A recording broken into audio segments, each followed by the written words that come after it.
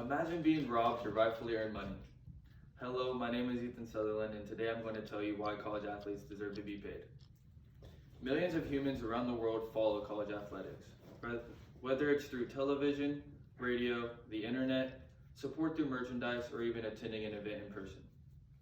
Today I'm going to tell you what college athletes do, what college athletes currently receive, and why college athletes deserve more.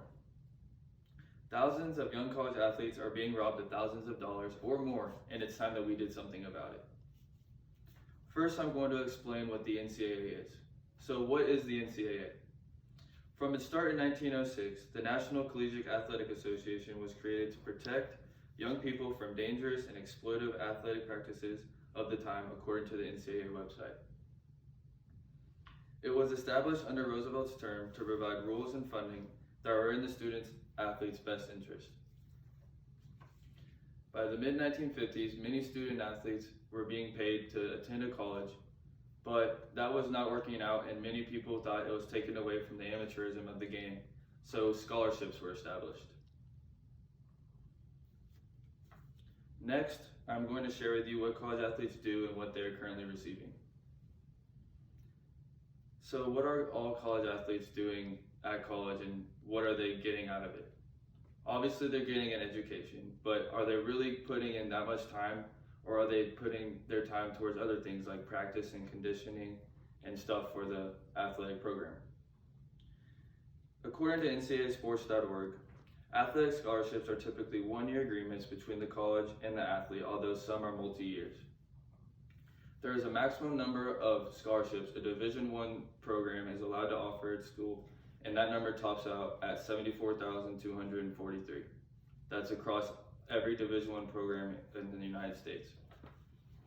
According to the NCAA, full scholarships cover tuition and fees, books, room, board, and course-related materials that they need for class, to take notes and stuff as that such.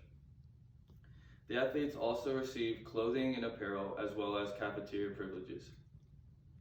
I know what you're thinking, this is not such a bad gig, is it?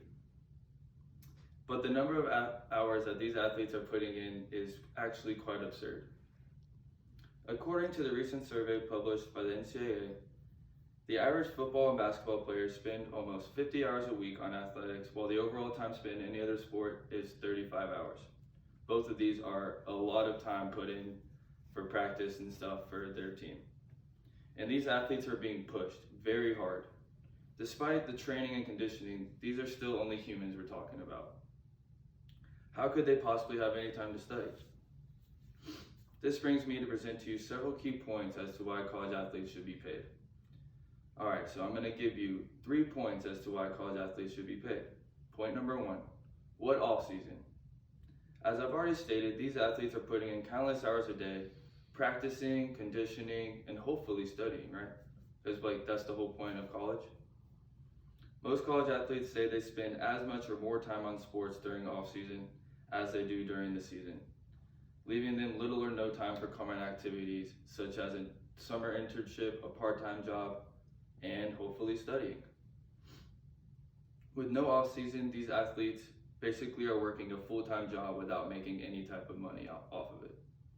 Also, no off-season means no job or college or summer internship, and in the world we live in today, those things are very important post-graduation. This brings me to point number 2. Fewer than 2% of college athletes will go pro.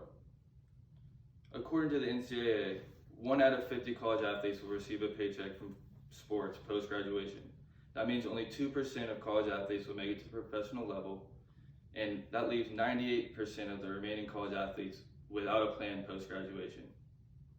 These college athletes have sacrificed several hours, probably, thousands of hours over their 4-year span as a college athlete, and now they just have to go find a job without having any type of information to do so. It's pretty crazy.